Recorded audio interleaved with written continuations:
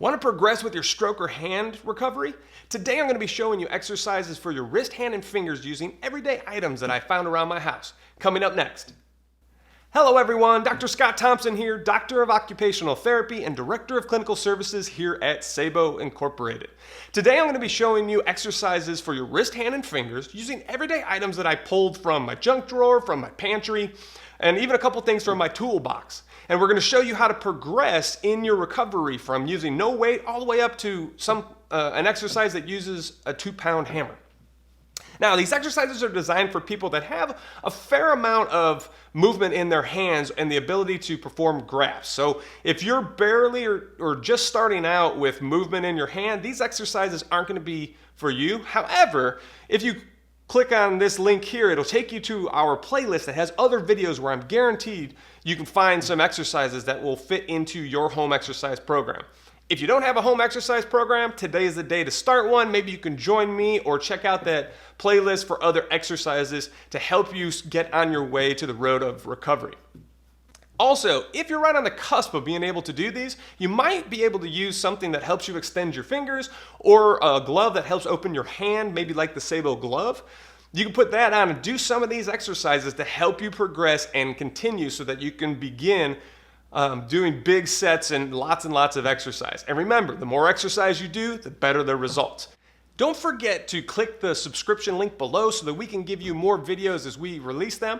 Make sure that you click that like button if you like this video, and also leave us comments on what you think about the video, maybe some questions you have, or maybe some ideas for future videos. We'd love to hear from you. This exercise is wrist movement side to side. First thing you need is a rolled towel. You're going to do this so that we can elevate the hand, not only making you work the muscles that help extend your wrist, but also so that you have a little space for any of the objects that we're going to be holding. You don't want to have it down on the table unless you're really fatigued, because then the table's doing all the work. Make sure that you got it up a little bit, working those muscles to help you stabilize your wrist and make them stronger. Now, easiest stage of this exercise is no weight at all, just side to side. You can do it with a closed hand, you can do it with an open hand, it doesn't matter. When you go to the side, try to hold it there for just a split second, then go back to the other side, and you'll go back and forth. And you want to work up to about 3 sets of 15. Remember, it's just like going to the gym. The more that you go to the gym, the stronger you get, the more fit you get. This is your home gym for wrist, hand, and finger exercises. So, if this is too easy for you and you can do 3 sets of 15, then let's add a little bit of weight. I went into my pantry and found some cooking spray.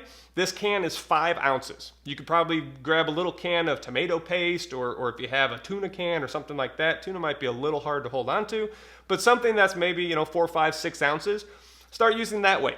You just grab it, hold on to it, get in that same position, making sure that everything's off the table and you're working those wrist extensors, and then go side to side. 3 sets of 15. I promise you'll feel it, because you're working a bunch of muscles at the same time. And then last but not least, can of chili beans. Could be soup, it could be anything. This is 16 ounces, pulled it again from my pantry. I just wrap my hand around it, pull it up off the table, and then go side to side. Pretty easy, right? I want to show you how to do wrist flexion and extension, which is back and forth with your hand. Not side to side, but back and forth, or up and down. The easiest position is starting with your arm on the table with your thumb towards the ceiling. This is called neutral position, and you want to build up to being able to do 3 sets of 15 repetitions back and forth. If that becomes too easy for you, then you can use a fingertip of your unaffected hand to give a little bit of resistance while you're moving in that direction. Back and forth. If that becomes easy, then you're going to want to elevate your hand and go against gravity, doing 3 sets of 15 in this position, and if you can, flip it over and do it in this position, or vice versa. You want to try to get both wrist extension and wrist flexion. To make it a little harder, again, grab something out of your pantry or where else, maybe a little dumbbell, but this is 5 ounces. I put it in my hand, and now I am curling or doing a wrist curl of 5 ounces. It's just like going to the gym. This is your home gym for your wrist, hand, and fingers. And then if this becomes too easy, then you can grab something like a can of chili beans, or maybe one of those soup cans that are 18.5 ounces, or maybe something that's 12 ounces, whatever you can do.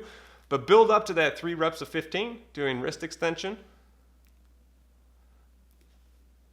Sorry, that's wrist extension. And wrist flexion. And if this becomes too easy, you could also do it off the edge of the table.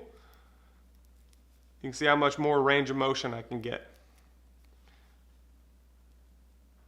Okay? This exercise is flipping your hand over, or as we call it, supination and pronation. The first stage of this exercise is just being able to flip your hand back and forth for 3 sets of 15 repetitions. Remember, 1 rep is flipping it over both directions. You also want to try to get your thumb to touch the table every time that you do this to increase your range of motion and flexibility. Next, if that becomes too easy, you can use a fingertip to give a little bit of resistance to your hand as it's trying to flip over.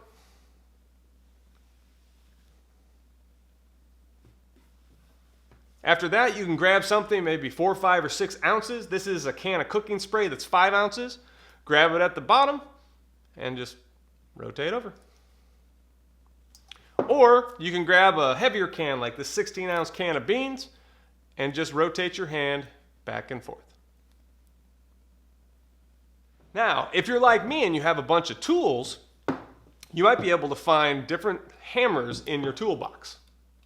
This is a finishing hammer, ball peen hammer, and a 2-pound hammer. Essentially, each one of these is a different weight, and you can use it. It's easier to grab, usually because it's meant or ergonomically designed. And you can start with maybe using your finishing hammer. And if that becomes too easy, you can grab a ball peen hammer, gives a little more weight. It also helps you if, let's say, you can't touch or rotate all the way over. If you can hold on, it'll help stretch you into the finishing position that you want to achieve. And then last but not least, a 2-pound hammer. This one is really good, and for the people who have really good strength in rotating their hand as well as grasp. But this is a great workout for anybody that might have a 2-pound hammer. In this group of exercises, we're going to talk about different exercises for your fingers. The first one I want to show you is what we call finger extension, and that's moving your hand or opening your hand. So I went into my bathroom closet and I found some cotton balls. And you can use individual fingers to try to move the cotton ball across the table. You can set up a whole bunch of them and use your whole hand, or you could also individually move a cotton ball with each finger, flicking it or slightly rolling it, however much ability you have. You can also flick coins. Found this in my junk drawer.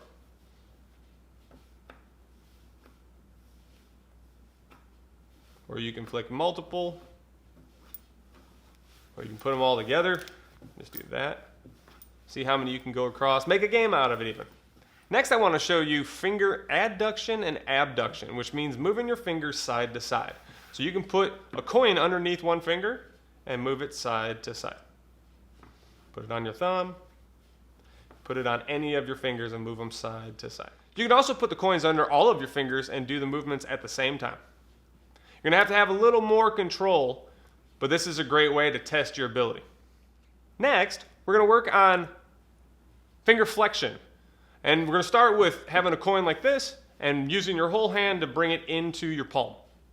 If that's too easy for you, you can always use one finger and focus or isolate that finger. If that's maybe one finger or 2 fingers are not working well, you can do this multiple times. Just trying to move coins into your finger. Put another one there, pull it in. Another one, pull it in. Use the middle finger, use the middle finger.